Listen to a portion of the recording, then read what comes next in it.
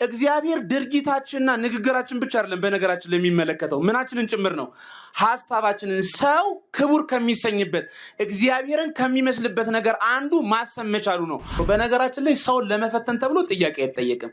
እስቲ ምን እንደሚል ልስማው ምን እንደምትል ልስማ ተብሎ ጥያቄ አይጠየቅም። ውስጡ ትዕቢት አለው የለውም? አለው እኮ እኔ አውቃለሁ አይደለም? እስቲ አላዋቂነቱ ልግለጥ። በውስጡ መሰረታዊ ጉዳይ ትዕቢት ነው። የግዴታ ጣዖት ማለት በነገራችን ላይ አይን ይወጣለት ጭንቅላት የተበጀለት የጆሮ ቅርጽ ያለው ምናምን የሆነ ከእንጨት ከብር ወይም ደግሞ ከድንጋይ የተቀረጸ ነገር ማለት አይደለም። ገንዘባችንን የምናመልክ ዕውቀታችንን የምናመልክ ጉልበታችንን የምናመልክ እግዚአብሔር የሰጠንን ጸጋ እንደ ጣዖት አቁመን የምንመካበት ኪሴ ዋናው ነገር ይሙላ ዋናው ወጥቼ ልግባ የምንል በእግዚአብሔር የማንታመን ካለን ያ ረቂቅ ጣዖት ሆኖብናል ማለት ነው። ተመልከቱ። ሰው እንደ ፍላጎቱ ነው አይደል የሚናገረው? እንዳደረብን መንፈስ ነው። እግዚአብሔር መንፈስ ቅዱስ ያደረበት ቀናውን ነው የሚያየው። ሰይጣን ደግሞ ያደረበት አይ ፈንክቶታል እንጂ ነው የሚለው።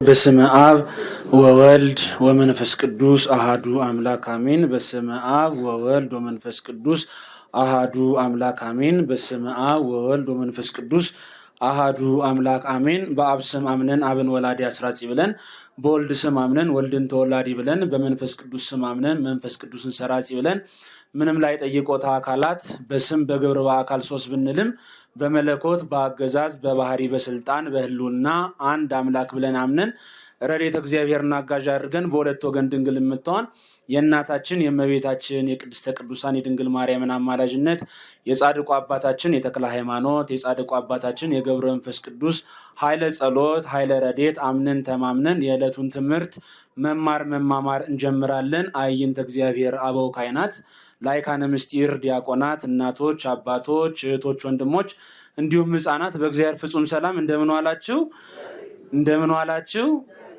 ዋላችሁ? አሜን። ምህረት ቸርነቱን አብዝቶ በእድሜያችን ላይ ችን ሰዓት የጨመረልን እድሜ ለንስሐ ዘመን ለፍስሐ ያደለን ቅዱስ የሆነ ቃሉ እንድንማር ቅዱስ ፈቃዱ የሆነልን በብዙ ጭንቅ በብዙ መከራ መካከል እዚህ እመቤታችን የምትገኝበት ደመስቀሉ የሚገኝበት ቦታ ያደረሰን የአባቶቻችን የቅዱሳን አምላከ ነዳያን ረዳይ ምንዱባን ወተስፋ ቅቡፃን የሚባል አምላካችን ቅዱስ እግዚአብሔር ስሙ ይክበር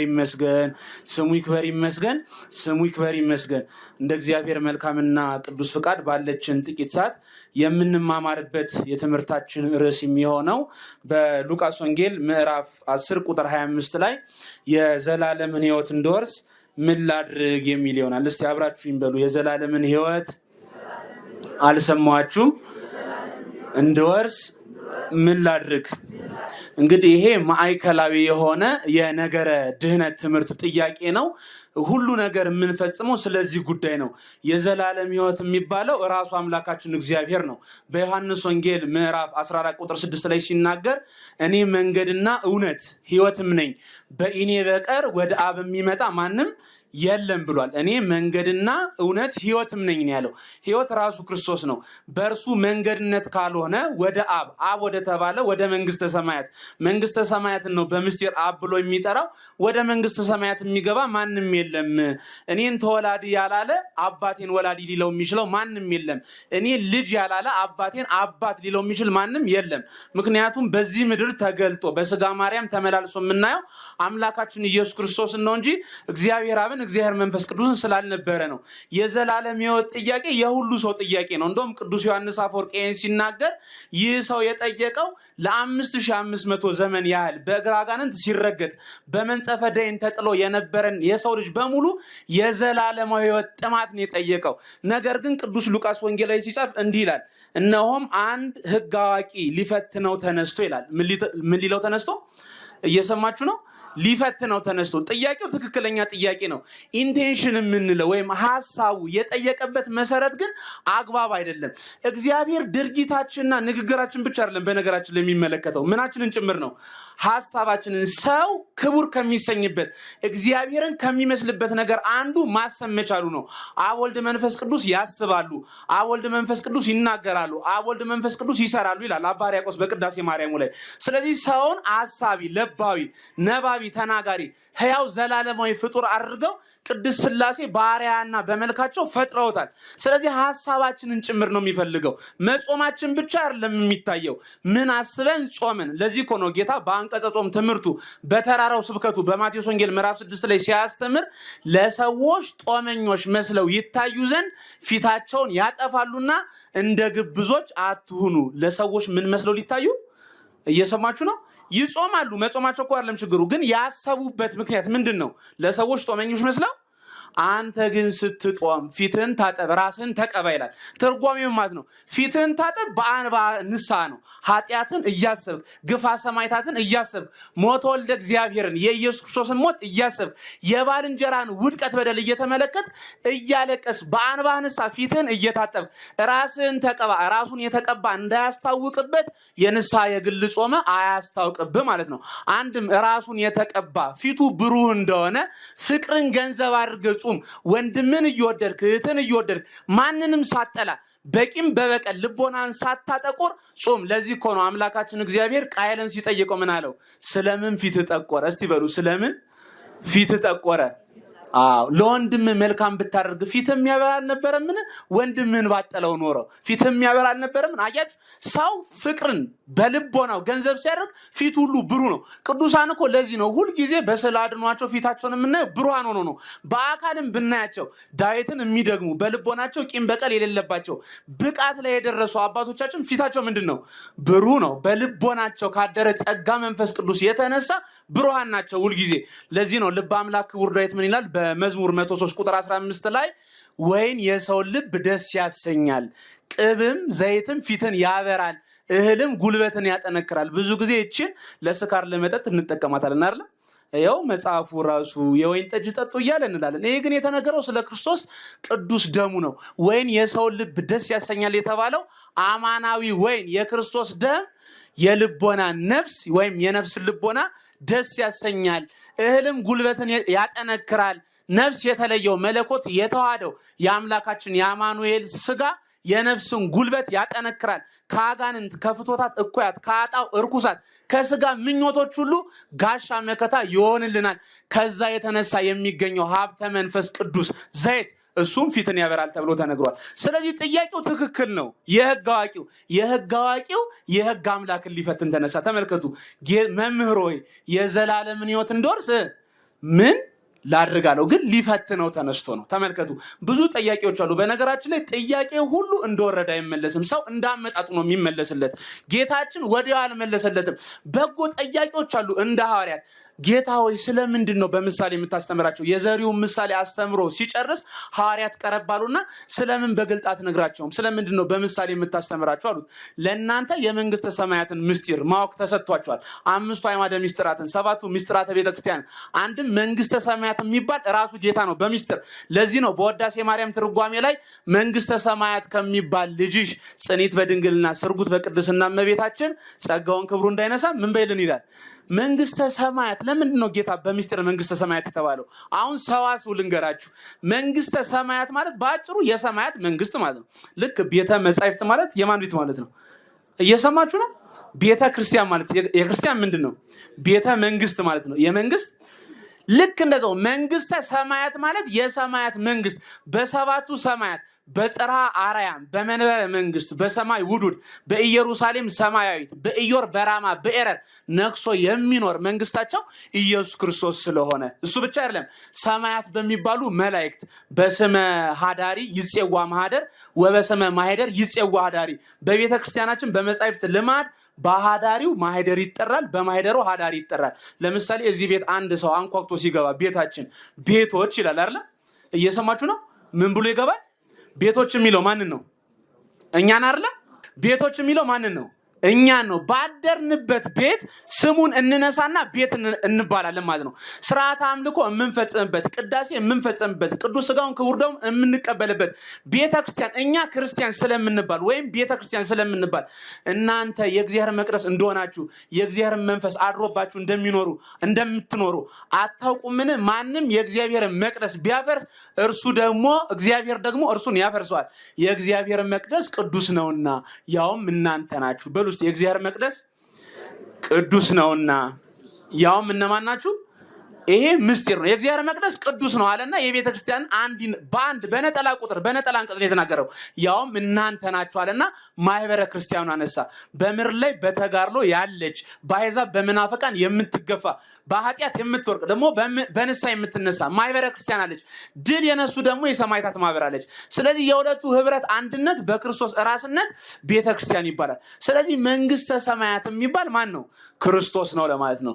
በመላእክት አድሮ የሚኖር በሰማያት አድሮ የሚኖር በልዕልና ያለ አምላካችን እግዚአብሔር ነው። የዘላለም ሕይወት እንድወርስ ምን ላድርግ ብሎ ጠየቀው። ጌታችን ምን ብሎ መለሰለት? ጥያቄም በጥያቄ ነው። አንዳንዶቹ እንደ ሐዋርያት በትህትና የሚጠይቁ አሉ። አንዳንዶቹ ደግሞ ራሳቸው አውቀው ሌላው እንዲጠቀም የሚጠይቁ ትሑታን ጥያቄዎች አሉ። እንደ ቅዱስ ዮሐንስ መጥምቀ መለኮት። ለዚህ ነው በማቴዎስ ወንጌል ምዕራፍ 11 ላይ ሂዱና ዮሐንስ በወህኒ ታስሮ ሳለ ነው ይሄን የሚጠይቀው። ሂዱና አላቸው ሁለት ደቀ መዛሙርቱ ልኮ ትመጣ ዘንድ ያለው መሲህ አንተ ነህን ወይስ ሌላ እንጠብቅ ብላችሁ ጠይቁታል። ዮሐንስ ተጠራጥሮ ነው ይሄን ጥያቄ ጠየቀው። ቅዱስ ዮሐንስ መጥምቅማ ያውቃል መንግስተ ሰማያት ቀርባለችና ንስሐ ግቡ ያለ ፀሐይ ፍኖት አንድ ሰው ከኔ በፊት ነበር ከኔም በኋላ ይመጣል ከኔ ይልቅ የከበረ ሆኗል ብሎ በስጋ ልደት ዮሐንስ እንደሚቀድም ነገር ግን በአምላክነቱ በጌትነቱ ክርስቶስ እንደሚቀድም የተናገረለት ገና የ6 ወር ጽንስ አለ በእናቱ በኤልሳቤጥ ማይፀን ጌታ የዕለት ጽንስ ሆኖ በእመቤታችን ማይፀን አድሮ ወደነ ዮሐንስ ቤት ሲሄድ ቅዱስ ዮሐንስ መጥምቅ ለታቦቲቱ ለጽዮን ለድንግል ማርያም የጸጋ ስግደትን ለአምላኩ ለኢየሱስ ክርስቶስ ለዕለት ጽንሱ ደግሞ የአምልኮ ስግደትን የሰገደ ነው። ጠፍቶት አይደለም። ነገር ግን እነሱ ተጠራጥረው ስለነበሩ ደቀ መዛሙርቱ ከራሱ ይስሙ ብሎ ወደ ጌታችን ላካቸው። ሂዱና ለዮሐንስ እንዲህ ብላችሁ ንገሩት፣ እውሮች ያሉ አንካሶችም ይሄዳሉ፣ ጽሙማን የማይሰሙ ሰዎች ይሰማሉ፣ ለምጻም ይነጻሉ፣ ሙታን ይነሳሉ ብላችሁ ንገሩት። በዚህ መሲህነቱን ገልጦ አምላክነቱን አምላክ ነኝ ብሎ አልነገራቸውም። ግን በተአምራቱ በሚደረገው ነገር እሱነቱን እንዲያውቁ ነገራቸው። አንዳንዶቹ ደግሞ ፈታኝ ጠያቂዎች አሉ፣ እንደዚህ ያሉ ማለት ነው። ተመልከቱ። ጌታችን አይሁድ በአንድ ወቅት ምን ብለው ጠይቀውት ነበር? ለቄሳር ግብር መክፈል ይገባል አይገባም አይደል? ሁለት ነገር ይዘው ነው። ይገባል ቢላቸው ይሄ መንግስተ እግዚአብሔርን እሰብካለሁ ይላል። ለካ የሚሰብከው ምድራዊ መንግስትን ነው ሊሉት ነው። ተመልከቱ። አይገባም ቢላቸው ከቄሳር ሊያጣሉት ነው። ስለዚህ ሳንቲም አምጡ አላቸው። ይህ ጽሕፈቲቱ ስሙስ የማን ነው? የቄሳር። አዞረና ይህስ የእግዚአብሔር አሉት። የእግዚአብሔርን ለማ ለእግዚአብሔር፣ የቄሳርን እንዳመጣጡ ነው። ለዚህ ሰው ምን ብሎ መለሰለት? ጌታ ሆይ የዘላለም ሕይወት እንድወርስ ምን ላድርግ? እንኳን ጠየቀው። ባይጠይቀው ኖሮ ይህን የመሰለ ምሳሌ አሁን ኋላ የምንማረውን አያስተምረን ነበር ጌታ። ስለዚህ ምን ብሎ መለሰለት? በሕግ የተጻፈው ምንድን ነው? እንዴትስ ታነባለህ? የሕግ አዋቂ ነዋ። በነገራችን ላይ ጌታችን መልስ የሚሰጠው ሰውየው ለጠየቀው አፋዊ ጥያቄ ውጫዊ ጥያቄ ብቻ አይደለም፣ የልቦናውን ስለሚመረምር ገና ቅድመ ዓለም ሳይፈጠር ይሄን ጥያቄ እንደሚጠየቅ ጌታ ያውቃል። ማይመረ ሁሉ ነው። ኃላፊያትን መጻያትን ያውቃል። በዚህም ሀብተ ትንቢትን ለነቢያት ሰጥቶ ከዚህ አዋቂነቱ እንዲሳተፉ ያደረገ አምላከ ነቢያት ክርስቶስ ነው።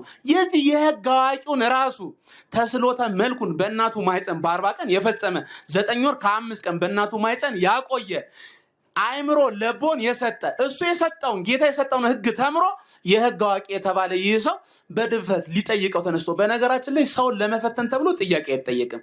እስቲ ምን እንደሚል ልስማው፣ ምን እንደምትል ልስማ ተብሎ ጥያቄ አይጠየቅም። ውስጡ ትዕቢት አለው የለውም? አለው የለውም? አለው እኮ። እኔ አውቃለሁ አይደለም? እስቲ አላዋቂነቱ ልግለጥ። በውስጡ መሰረታዊ ጉዳይ ትዕቢት ነው። ከሶስቱ አርዕስተ ኃጣውእ ጌታ በገዳመ ቆሮንቶስ ድል ከነሳቸው መካከል አንዱ ትዕቢት ነው። የመጀመሪያው ኃጢአት ዲያብሎስ ከልቦናው ትዕቢትን አንቅቶ በአንደበቱ ሐሰትን ገልጦ ነው ወደ እንጦሮጦስ የተወረወረው። እንዲህ ካለ ትዕቢት እግዚአብሔር አምላካችን በቸርነቱ ይሰውረን። ጥያቄው አይደለም የተጠላው፣ የተጠየቀበት ዓላማ ነው። ስለዚህ ሁልጊዜ እግዚአብሔር ጥበብን፣ እውቀትን፣ አእምሮን፣ ልቦናን እንዲሰጠን በትህትና ዝቅ ብለን በመንፈስ ድሆች ሆነን ጥያቄ መጠየቅ አለብን። ጌታችን መልሶ እንዲህ አለው፣ በሕግ የተጻፈ ምንድን ነው? እንዴትስ ታነባለህ? እንዴት ነው የምትረዳው አለው። የሕግ አዋቂው መልሶ በኦሪት ዘዳግም ምዕራፍ 6 ቁጥር 5 ላይ የተነገረውን እግዚአብሔር አምላክህን በፍጹም ልብህ፣ በፍጹም ኃይልህ፣ በፍጹም ጉልበትህ ምን በል ውደድ ባልንጀራንም እንደራስ ውደድ ነው የሚላለው። መልካም መለስ ካለው ይሄ ፍቅረ እግዚአብሔርና ፍቅረ ቢጽ ይባላል። ህግጋት ሁሉ ቢጠቀለሉ ከነዚህ ማይሰር የሺህ ፍልጥ ማሰሪያው ልጥ እንደሚባለው ብርሃነ ዓለም ቅዱስ ጳውሎስ የህግ ሁሉ ፍጻሜ ግን ፍቅር ነው ይላል። በፍቅረ እግዚአብሔርና በፍቅረ ቢጽ ነው ህግጋት ሁሉ የታሰሩት። 10ቱ ህግጋት እንመልከት። ለምሳሌ የመጀመሪያው ከኔ በቀር ሌላ አምላክ ፍቅረ እግዚአብሔር ነው። ከሱ በቀር ሌላ አምላክ የምናመልክ ከሆነ ባዕዳን ጋር ረቂቅ ጣዖታት የሚባሉ አሉ የማይመስሉን። የግዴታ ጣዖት ማለት በነገራችን ላይ አይን የወጣለት ጭንቅላት የተበጀለት የጆሮ ቅርጽ ያለው ምናምን የሆነ ከእንጨት ከብር ወይም ደግሞ ከድንጋይ የተቀረጸ ነገር ማለት አይደለም። ገንዘባችን የምናመልክ፣ ዕውቀታችን የምናመልክ፣ ጉልበታችን የምናመልክ እግዚአብሔር የሰጠንን ጸጋ እንደ ጣዖት አቁመን የምንመካበት ኪሴ ዋናው ነገር ይሙላ ዋናው ወጥቼ ልግባ የምንል በእግዚአብሔር የማንታመን ካለን ያ ረቂቅ ጣዖት ሆኖብናል ማለት ነው። ተመልከቱ። ስለዚህ ከእኔ በቀር ሌላ አምላክ አታምልክ ፍቅረ እግዚአብሔር ነው። የእግዚአብሔርን ስም በከንቱ አትጥራ በሆነው ባለው ነው ፍቅረ እግዚአብሔር ነው። እግዚአብሔር ያረፈባትን የሰንበትን ቀን ትቀድሳት ከሌሎች ቀናት ትለያት ዘንድ አስብ ፍቅረ እግዚአብሔር ነው። ከ4ኛው እስከ 10ኛው ያሉ ለምሳሌ አባትና እናትን አክብር። ይሄ ምንድን ነው? ፍቅረ ቢጽ ነው አይደለም? ፍቅረ ቢጽ ነው። አትግደል። ሰውን የሚወድ እንዴት ሰውን ይገድላል? አታመንዝር። ባሏን የምትወድ እንዴት ታመነዝራለች? ሚስቱንስ የሚወድ እንዴት ወደ ሌላ ይሄዳል? አትስረቅ። ሰውን የሚወድ ሊሰርቅ አይችልም። በባልንጀራ በሐሰት አትመስክር፣ የባልንጀራን ሀብት አትመኝ፣ ባልንጀራ እንደራስ አድርገው። 7ቱ ደግሞ በፍቅረ ቢጽ ይጠቃለሉ። እነዚህን ሁሉ ጠቅሎ ነገረው። እንደውም በትርጓሜ ላይ ጌታችን በዮሐንስ ወንጌል ምዕራፍ 6 ላይ 2 ዓሦችና 5 እንጀሮችን አበርክቶ መገበ። እየሰማችሁ ነው? ከቃሉ ጋር ናችሁ? ከቃሉ ጋር ናችሁ? እግዚአብሔር ከሁላችን ጋር ይሁን። በሉ ስንት እንጀሮችን እና 2 ምኖችን በልተው ጠግበው ስንት መሶብ ተረፈ ነው የሚለው? 12 መሶብ ተረፈ። 2ቱ ዓሦች የፍቅረ እግዚአብሔርና የፍቅረ ቢጽ እግዚአብሔርን የመውደድ ባልንጀራን ሰውን ሁሉ የመውደድ ምሳሌዎች። 5ቱ እንጀሮች የ5ቱ አዕማደ ምስጢራት። ለምሳሌ ጥያቄ ልጠይቅ። ሰዎቹ እዛ የተሰበሰቡት ሴቶችና ህፃናት ሳይቆጠሩ፣ ሴቶች ያን ጊዜ አደባባይ አይበሉም፣ ዞር ብለው ስለሚበሉ አልተቆጠሩም። ህፃናት ከሚበሉት የሚፈረፍሩ ስለሚበልጥ አልተቆጠሩም። በልተው ጠግበው የተረፈው 12 ያህል ነው። እነዚያ ሰዎች 5ቱን እንጀሮች ከምን ጋር ነው የበሉት? ከሁለቱ። ምን ማለት ነው? በቤተ ክርስቲያን 5ቱ አዕማደ ምስጢራትን ምስጢራት ህቡዓት እንዲገለጡልን ከፈለግን 2ቱን መያዝ አለብን። 5ቱ አዕማደ ምስጢራትን የምንረዳው እግዚአብሔርን ወደን በመልኩና በምሳሌው የፈጠረውን ስጋውን የቆረሰለትን ደሙን ያፈሰሰለትን ጸዋትወ መከራ የተቀበለለትን ሰውን ወደን 5ቱን ምስጢራት መርዳት። ያለዚያ ግን አይቻልም። በሉ ጠገቡና 12 መሶብ ተረፈ። ያ ደግሞ የ12ቱ ሐዋርያት ምሳሌ ነው። ምን ማለት ነው? ምዕመናኑ ሁሉ ከምስጢራት ተረርተው ከህሊናቸው ከአእምሯቸው በላይ ሆነው በ12ቱ የሐዋርያት ልቦና ውስጥ ይኖራል ማለት ነው። ተመልከቱ። ስለዚህ 2ቱን ገንዘብ ማድረግ አለብን። ማንም መውደድ? አንደኛ እየሰማችሁ ነው? ማንም መውደድ። ሁለተኛስ ሰውን መውደድ። እንዲህ ከተጻፈ አለው ጌታ በህግ የተጻፈውን ፈጽም በህይወትም ትኖራለህ አለው። ሲጀምር ሊፈትነው ነው የመጣው። ጌታችን ሊፈትነው ሲመጣ ጥያቄን በጥያቄ መለሰለት። በትክክል ጥያቄውን መለሰ። ችግሩ ግን ሊፈትነው ስለመጣ ምን ብሎ ጠየቀ? እወደው ዘንድ ባልንጀራዬ ማን ነው? እስቲ አብራችሁኝ በሉ። እወደው ዘንድ ባልንጀራዬ ማን ነው? ምን ማለቱ መሰላችሁ? የህግ አዋቂ አይደለ? በቃ ያስቸገረው ይሄ ታይትል ነው። ከፊቱ የገባ የህግ አዋቂው እገሌ ነው የሚባለው። ብዙ ጊዜ ስሞቻችን ያስቸግሩናል አይደል? መምህር እገሌ፣ ዶክተር እገሌ፣ ኢንጂነር እገሌ፣ ፕሮፌሰር እገሌ። ስለዚህ ባልንጀራዬ ማን ነው? ከኔ የሚተካከል ማን ነው? ራሱን ሊያጸድቅ ወዶ ባልንጀራውንም ዝቅ ሊያደርግ ወዶ እንደወደው ዘንድ ባልንጀራዬ ማን ነው አለው። ጌታ አንድ ምሳሌ ነገረው። አንድ ሰው ነበር ከኢየሩሳሌም ወደ ኢያሪኮ ወረደ።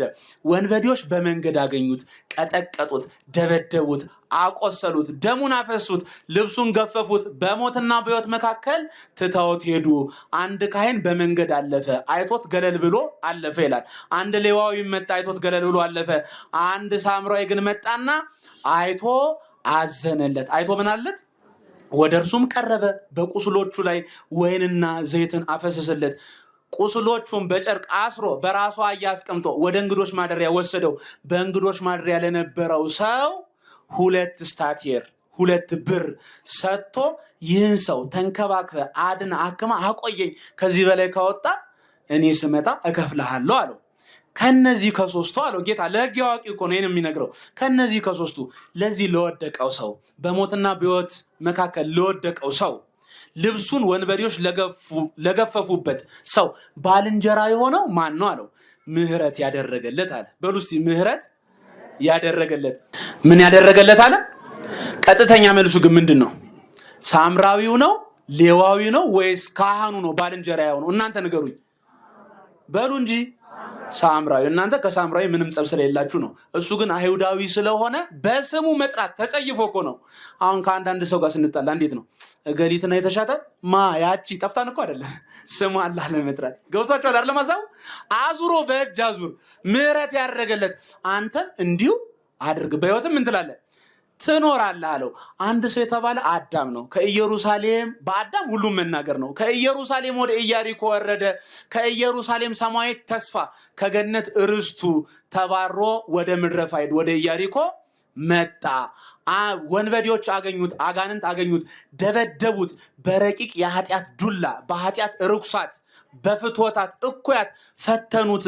የህሊናውን ርዕሰ ልቦናውን ቀጠቀጡት፣ አደሙት፣ ልብሱን ገፈፉት። ማለት ልጅነቱን ማስነጠቃቸውን መናገር ነው። በአዳም ሁሉም መናገር ነው።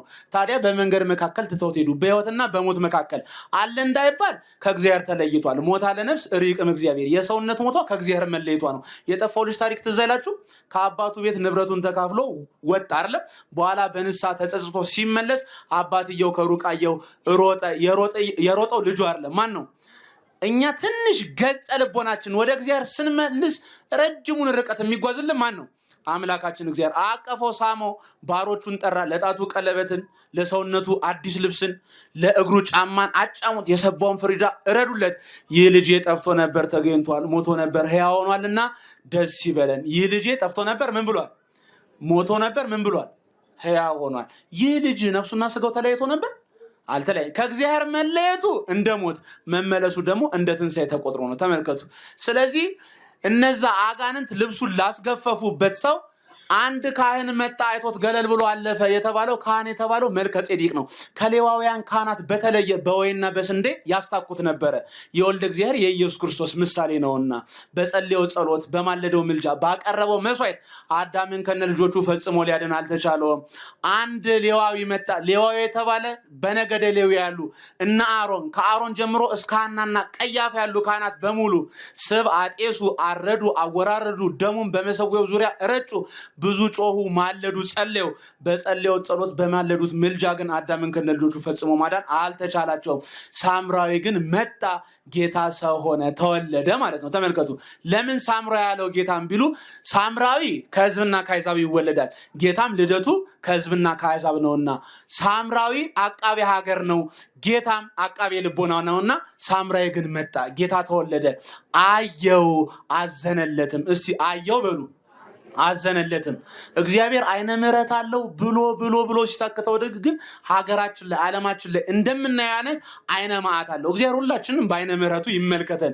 በአይነ ምሕረቱ ተመለከተው፣ ወደ እርሱ ቀረበ ማለት ባህሪውን ባህሪ አደረገለት። ከስጋው ስጋ ከነፍሱ ነፍስ ነሳለት፣ ተሰቀለለት፣ ሞተለት ማለት ነው። ወይንና ዘይት በቁስሎቹ ላይ አፈሰሰ። የቆሰለችው ነፍሱ ናት። በኃጢአት በጥንተ አብሶ አስቀድሞ ዋላም በመላ ኃጢአት። ዘይት የተባለ ልጅነትን፣ ወይን የተባለ ደግሞ ስጋው ደሙን ሰጠው። ወይንና ዘይት በቤተ ክርስቲያናችን ተመልከቱ መስዋዕት ናቸው አይደሉም? አንደኛ መስዋዕት ናቸው። ሁለተኛ ወይንና ዘይት መድኃኒትነት አላቸው፣ ለመድኃኒትነት ያገለግላሉ። ሶስተኛ ደግሞ መብሎች ናቸው፣ ምግቦች ናቸው፣ ይበላሉ። ስለዚህ ምን ማለት ነው? ወይንና ዘይትን አፈሰሰለት ማለት ሚስጥሩ ጌታ ራሱን መድኃኒትም መብልም መስዋዕትም አደረገለት። ኢየሱስ ማለት ራሱ ስሙ ምን ማለት ነው? መድኃኒት። ሁለቱ መድኃኒቶች ናቸው። መድኃኒት ሆነለት። ለቤተ ክርስቲያን የሚገቡ መስዋዕቶች ናቸው። መስዋዕት ሆነለት። ራሱ መስዋዕቱን አቅራቢ ሊቀ ካህናት፣ ምስዋውን መሰዊያውን ቅዱስ መስቀሉ አድርጎ ራሱ የሚሰዋው በግ ራሱ ከአብ ከመንፈስ ቅዱስ ጋር ተወካፌ መስዋዕትን የሚቀበል ሆኖ መስዋዕትነቱን ተቀብሎ ራሱ መብል መጠጥ ሆነለት። ለዚህ እኮ ነው በቅዳሴ ማርያሙ ላይ አባ ሕርያቆስ ሲናገር ኦ ማርያም በእንተ ዘናፈቅረኪ ወንአቤኪ እስመ ወለድኪ ለነ መብላ ጽድቅ ዘበአማን ወስተ ሕይወት ዘበአማን። ማርያም ሆይ ስለዚህ ነገር እንወድሻለን፣ ከፍ ከፍም እናድርግሻለን። እውነተኛ የሕይወት የጽድቅ መብል ክርስቶስን፣ እውነተኛ የሕይወት መጠጥ እርሱን ወልደሽልናልና ይላል። ስለዚህ እውነተኛ መጠጥ እውነተኛ መብል ሆኖ አዳነው፣ ቁስሎቹን አሰረ፣ በራሱ ያስቀመጠው ማለት ተዋረደለት፣ ወደ እንግዶች ማደሪያ ወሰደው። ከስጋዊው ከጸጋ መንፈስ ቅዱስ ጰራቅሊጦስ ከወረደ በኋላ ላሉ ለሐዋርያትና የሐዋርያትን እግር ተክተው ለተነሱ መምህራን ካህናት አስረከበው። የእንግዶች ማደሪያ የተባለች ቤተክርስቲያን ናት። በዚያ የነበረው ሰው የተባለው መምህረ ቤተክርስቲያን ካህኑ አበነፍስ የንስሐ አባታችን ነው። ለዚያ ሰው አስረከበው። ስንት ብር ሰጠው ነው የሚለው? 2 ብር 2 ስታቴር። ብሉይ ኪዳንንና ምንን ሰጠው? ሐዲስ ኪዳንን ሰጠው። በዚህ አክመ ትምህርትን አስተምረ ተንከባክበ አድነ አቆየኝ። ከዚህ በላይ ካወጣ ብሉያትን ሐዲሳትን መሰረት አድርገ ቅዱስ ዮሐንስ አፈወርቅ፣ እነ ቅዱስ ቄርሎስ፣ እነ ቅዱስ ኤፍሬም ሶርያዊ፣ እነ ቅዱስ አትናቴዎስ አበው ቅዱሳን ሐዋርያት፣ ተላውያን ሐዋርያት ከዛም በኋላ የተነሱ ሊቃውንት እንዳደረጉት ድርሳን ደርሰ ተግሳጽ ጽፈ ተንከባክበ ብታድነው እኔ ስመለስ እከፍልሃለሁ ማለት አስበመምህራንን አድልሃለሁ። ከነዚህ ከሶስቱ ከካህኑ ከመልከጼዴቅ፣ ከሌዋዊው ከአሮን፣ ከሌሎቹም ካህናት እንዲሁ ደግሞ ከጌታ ለዚህ ለወደቀው ለአዳምና ለልጆቹ በሙሉ ባልንጀራ የሆነው ማን ነው? ባልንጀራው ማን ነው? አምላካችን ኢየሱስ ክርስቶስ። ስለዚህ አምላካችን ኢየሱስ ክርስቶስ ሁላችንንም በራይ ተመልክቶ እርሱን መስለን ነገረ ድነት የሚባለው በኦርቶዶክሳዊ ተዋሕዶ ቤተክርስቲያን አረዳድ ሱታፌ አምላክ ነው፣ እግዚአብሔር መምሰል ነው። አንተም እንዲሁ አድርግ እኮ ያለው ለሕግ አዋቂው እኔን ምሰለኝ ነው። ጌታችን የምንመስለው በራይ ነው። በአንቀጸ ብፁዓን ትምህርቱ በማቴዎስ ወንጌል ምዕራፍ 5 ላይ የሚምሩ ብፁዓን ናቸው ይማራሉና፣ አብራችሁኝ በሉ፣ ጮክ ብላችሁ የሚምሩ በሉ። ብፁዓን ናቸው ይማራሉና ምን ማለት ነው? የሚራሩ ብፁዓን ናቸው ለእነሱም ሥላሴ ይራሩላቸዋልና። አንድም ለንስሐ ልጆቻቸው በንስሐ በቀኖና የሚምሩ የሚራሩ ካህናት አባቶቻችን ብፁዓን ንዑዳን ክቡራን ናቸው ለእነሱም ሥላሴ ይራሩላቸዋልና ተብሎ ተነግሯል። ምሕረት ሥጋዊ አለ፣ ምሕረት መንፈሳዊ አለ፣ ምሕረት ነፍሳዊ አለ። በሶስት ወገን ነው ምሕረት የሚደረገው፣ ምሕረት ቸርነት የሚደረገው ለሰው። ምሕረት ሥጋዊ የሚባለው የተራበን ማብላት፣ የተጠማን ማጠጣት፣ የታረዘን ማልበስ፣ ቢበደሉ ይቅርታ ማድረግ፣ ቢበድሉ ማሩኝታን መጠየቅ፣ ይሄ ምሕረት ሥጋዊ ይባላል። ሁለተኛው ምሕረት መንፈሳዊ የሚባለው ነው። ምሕረት መንፈሳዊ በጎ መስሎት በተሳሳተ ጎዳና እየሄደ ያለውን ሰው መክሮ አስተምሮ ገስጾ ወደ በጎ ጎዳና፣ ወደ ርትዕት ሃይማኖት፣ ወደ በጎ ምግባር መመለስ ምሕረት መንፈሳዊ ይባላል። ምሕረት ነፍሳዊ የሚባለው ደግሞ መጦተ ርስ ነው። በደጉ ሳምራዊ ታሪክ ላይ 2 ነገሮችን እናያለን። የመጀመሪያው ከባት ያበሳነት ነው። ልክ ደጉ ሳምራዊ መጥቶ ሲያየው በቁስሉ አላፌዘም፣ ለሌሎችም መዘባበቻ አድርጎ አልሰጠውም። በቁስሉ ላይ የሚያስፈልገውን ነገር አደረገለት። ያችን አሰረና የሚያስፈልገውን ነገር ሁሉ በሚያስፈልገው ረዳው። እዚህ በትርጓሜ ወንጌላችን ላይ በዮሐንስ ወንጌል ምዕራፍ 15 ቁጥር 13 ላይ ነፍሱን ለወዳጆቹ አሳልፎ ከመስጠት የበለጠ ለማንም ፍቅር የለውም የሚለውን መተርጉማን ሀተታ ሲያትቱ ምን ይላሉ? በአንድ ገዳም ውስጥ የነበረ አበምኔቱ ብቻ ሲቀድስ የሚለብሳት የከበረች ልብስ ነበረች ይላል። ምን ሲል ብቻ የሚለብሳት? ሲቀድስ ብቻ የሚለብሳት የከበረች ልብስ ነበረችው።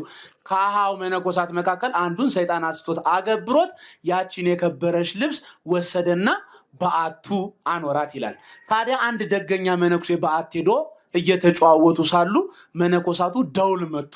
በጣም ደነገጠ፣ ክዋለ የሰራውን ስለሚያውቅ። ምን ሆን ካለው ያደገኛ መነኩሴ አያች አባታችን እኮ እንደው ሲቀድስ የሚለብሳት የከበረች ልብስ ነበረች፣ ሰይጣን አገብሮኝ አስቶኝ ሰርቄ በዓት ያኑሪያታለሁ፣ ቶሎ ብለህ ፈጥና አምጣውና እዚያ አኑሩ አለው። ቶሎ ብሎ ፈጥኖ አምጥቶ እዚያ ያደረገው። ታዲያ መነኮሳት በየበዓቱ እጅ እየጸፉ እያጨበጨቡ ፍተሻ ያደርጉ ጀመር። እዚህ ደገኛ መነኩሴ በዓት ደረሱና እጃቸውን ጸፉ ይላል። አቤት ምን ፈለጋችሁ? አይ አባታችን እንደው የከበረች አባታችን ልብስ ስለጠፋች አንተም ከሰው እንዳትለይ ብለን እንደው ቤቱን በዓትህን ለመፈተሽ ነበር ብለው ነገሩት። አይ ምን አውቃችሁ እንደው እስቲ ገብታችሁ ተመልከቱ አላቸው። ልክ ገብተው ሲመለከቱ ያችን ልብስ አገኟት። ለካ እላይ ደህና ይመስላል፣ ውስጥ መሰሪ ሌባ ነው ብለው ደበደቡት። ከበዓታችን ውጣ አሉት። አረ እንዴት ይሆናል እንዴ? ደብድባችሁኝም ከባትም አስወጥታችሁኝም አይሆንም፣ ቀኖናዬም ባይሆን ስጡኝ አላቸው። በፍጹም ከሌባ ጋር መኖር አንፈልግም አሉ። ልክ ሄደው ያችን ልብስ ከመሬቱ ላይ እናነሳታለን ሲሉ የማትነሳው ነች። እየሰማችሁ ነው? እግዚአብሔር መሰከረለት ማለት ነው። ለዚያ ሰው ከታወቀ ማይቀር ብሎ ያ ሌባው መነኩሴ መጥቶ እርሱስ ለኔ ብሎ ነው እንደዚህ ያደረገው፣ መነኮሳቱ ተጸጸቱ። ለካ ጌታ በወንጌል ሰውነቱን ነፍሱን ለወዳጁ አሳልፎ ከመስጠት የበለጠ ለማንም ፍቅር የለውም ያለው ይሄን ነው አለ። እኛ ብንሆንስ ኖሮ እንደዛ እናደርጋለን? ጥቂት ነገር እኮ ነው የሚበቃን። ከጀርባ ያለውን ጉዳይ አናውቅም። ጥቂት ባየነው ነገር ብዙ ማውራት ነው የምንፈልገው። እንደዚህ ከባቴ አበሳ ለመሆን እግዚአብሔር አምላካችን በቸርነቱ ይርዳን። መጦተ ርእስ ምህረት ነፍሳዊ የሚባለው እንደማን ነው ቢሉ እንደ ቅዱስ እንደ አንጢላሪዮስ ይልና ምን ብሎ ይተረጉማል? እዛ ላይ አንጢላሪዮስ የሚባል እንደው ንፉግ ባለጠጋ ነበር ይላል እና ከዕለታት በአንድ ቀን በነዳያን መካከል ሲያልፍ ነዳያን ንፉግ እኮ ነው እግዚአብሔር እንደው በሀብት በንብረት አድሎት ለማንም አይመጸውትም እያሉ ያሙት ጀመር። ከነዳያን መካከል አንዱ እኔ እጄ ይሰጠኛል አይሰጥም ይሰጠኛል እንወራረድ ይላቸዋል። ተወራርዶ ይሄዳል። ታዲያ ሲለምነው ልክ እንጀራ አቅርቦ ሊበላ ሲል ስመ እግዚአብሔርን ጠራበት። ስለ እግዚአብሔር ብለህ እንደው ስጠኝ አብላኝ አጠጣኝ አለው። ታዲያ ተናደደ። ለምን የተናደደው? እንዳይከለክለው ስመ እግዚአብሔር ጠርቶበታል፣ እንዳይስጠው እርቦታል። ደረቅ ዳቦ ነበር፣ አነሳና ወረወረው፣ ግንባሩን ፈነከተው፣ ደሙን አብሶ ከዚያች ላይ ትንሽ ቆርሶ በልቶ ለምስክር እንዲሆን ትንሽዬ የቀረችውን ነገር ለነዳያን ይዞ ሄደ። ያቺኑ ሌሊት አንጢላሪዮስ ሲተኛ በህልሙ ተመለከተ። ነፍሱን መላእክተ ጽልመት ይዘው እየደፉ እያዳፉ ወደ ሲኦል ሲወስዷት፣ መላእክተ ብርሃን እየተከተሉ ይቺ ነፍስ የኛ ናት፣ ከዚህ ምን አላችሁ ሰታ ትናንት የመጸወተችው ሲላሉ መላእክተ ብርሃን። እነዚያ መላእክተ ጽልመት ደግሞ መች መጸወተች ፈነከተችው እንጂ ይላሉ። እስቲ ልጠይቃችሁ፣ መጽውታለች የአንጢላሪዮስ ነፍስ ወይስ ደግሞ ፈንክተዋለች ነው የምትሉት እናንተ? ሰው እንደ ፍላጎቱ ነው አይደል የሚናገረው? እንዳደረብን መንፈስ ነው። እግዚአብሔር መንፈስ ቅዱስ ያደረበት ቀናውን ነው የሚያየው። ሰይጣን ደግሞ ያደረበት አይ ፈንክቶታል እንጂ ነው የሚለው። ስለዚህ ትምጣና ትመስክር ተባባሉ። ያቺ የነዳይ ነፍስ መጣች። አይ መጽውቶኛል እንጂ መች ፈነከተኝ፣ እንደውም ረሃቤን አስታክሶልኛል፣ እግዚአብሔር በምህረቱ ያስበው በምህረቱ ይጎብኘው ብላ መሰከረች። ልክ ከእንቅልፉ ሲነቃ አንጢላሪዮስ ለካ በሀብት በንብረት ቢያውቁበት እንደ ያለ ክብር ኖሯልን አለና ሁሉንም መጸወተ። እየሰማችሁ ነው? ሁሉንም ንብረቱ ምን አለ?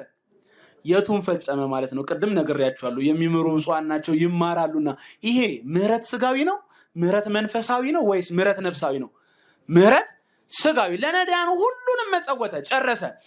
ነዳያን ከሩቅ ሀገር ዝናውን ሰምተው እስኪመጡ ድረስ መጡና ነዳያን እንደው ታበላለህ ታጠጣለህ ቸርነ ቢሉ መተናል አሉት። አይ ቀደም ብላችሁ ብትመጡ እሰጣችሁ ነበረ፣ አሁንማ ጨርሻለሁ እና ምን ተሻለ አሉት። እኔን ሽጡኝና ብሩን ተካፈሉ አላቸው። ይሄ ምን ይባላል? መጦተ ርእስ፣ ራስን አሳልፎ መስጠት። ምህረት ነፍሳዊ። በ30 ብር ሸጡት። በስንት ብር ሸጡት? በ30 ብር ሸጠው እነሱ ብሩን ተከፋፈሉ። እሱ ከተሸጠበት ሀገር ከብት እየጠበቀ የደረቀ ሳር፣ ብቃቱን ተመልከቱ፣ እያለመለመ ከጭንጫ ድንጋይ ውሃን እያፈለቀ ይመገባቸው ነበረ። በዚህ እጹብ እያሉ ያደንቁት ነበረ። ማታ ግን ከብቶቹን ላሞቹን ሲያልባቸው የሚያልባቸው ወተት አልነበረ። ምን ነበረ? ደም ነበር የሚወጣቸው።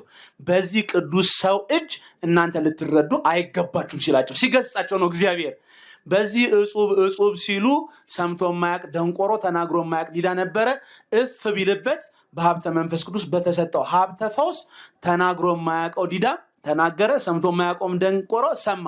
በዚህም እጹብ እያሉ ሲያደንቁት ቅዱሳን ውዳሴ ከንቱን አይሹምና ወደ ሌላ ሀገር ተሰዶ ሄደ። ከዕለታት በአንድ ቀን በክርስቲያንና በአሕዛብ ሀገር መካከል ባለች አዋሳኝ ሀገር ኤጲስቆጶስነት ተሾመ ይላል። በበጎ ምክር፣ ቅድማው ምህረት መንፈሳዊ ያልነው በበጎ ምክር በሃይማኖት እያጸናቸው ሳለ ከዕለታት በአንድ ቀን አንዲት ሴት መጣች። አንድ ልጅ ብቻ ያላት። ከክርስቲያኑ ሀገር የአሕዛቡ ንጉሥ እያፈለሰ ወደ እነሱ ሀገር ያገዛቸው ነበር ክርስቲያኖቹን። ልጅ እኮ ተማረከብኝ አለችው። እኔ ምንም ላደርግልሽ አልችልም፣ ሌሎቹን ገንዘብ እየሰጠው አስፈታ ነበር። አሁን ግን የምሰጠው ስለሌለኝ እኔን ስለ ልጅሽ ፋንታ እማረክና ልጅሽ ይመለስልሻል አላት። አያችሁ ከንፍገት እንዴት! ለዚህ እኮ ነው አባቶቻችን ንስሐ ዘማዊው ምን ታደርጋለች ነው የሚለው።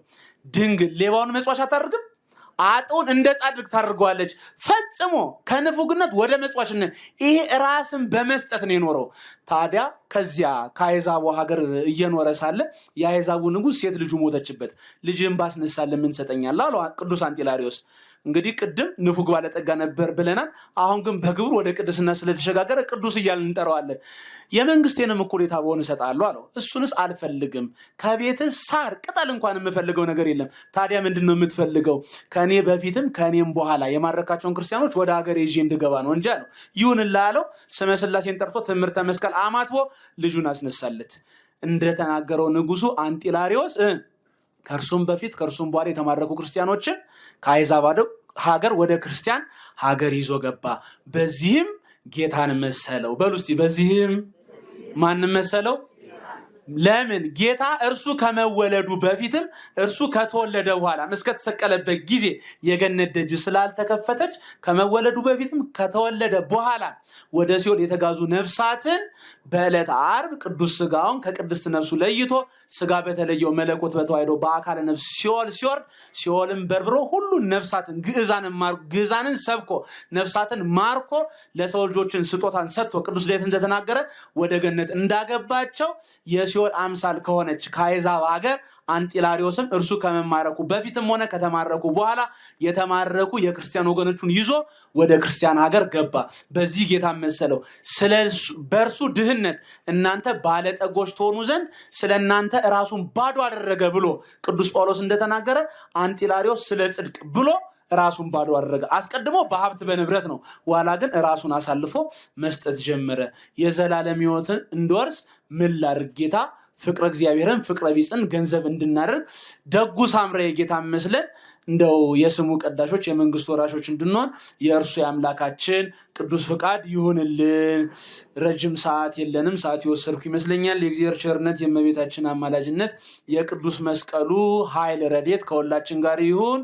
ከአቡነ ተክለ ሃይማኖት ከአቡነ ገብረ መንፈስ ቅዱስ በዚህ ዕለት ከሚከብሩ ከሊቀ መላእክት ከቅዱስ ገብርኤል ከአባቶቻችን ከጻድቃኑ ከተክለ ሃይማኖት ከገብረ መንፈስ ቅዱስ ረድኤት በረከት ያሳትፈን። የእግዚአብሔር ቸርነት የእመቤታችን አማላጅነት አይለየን። ይቆየን።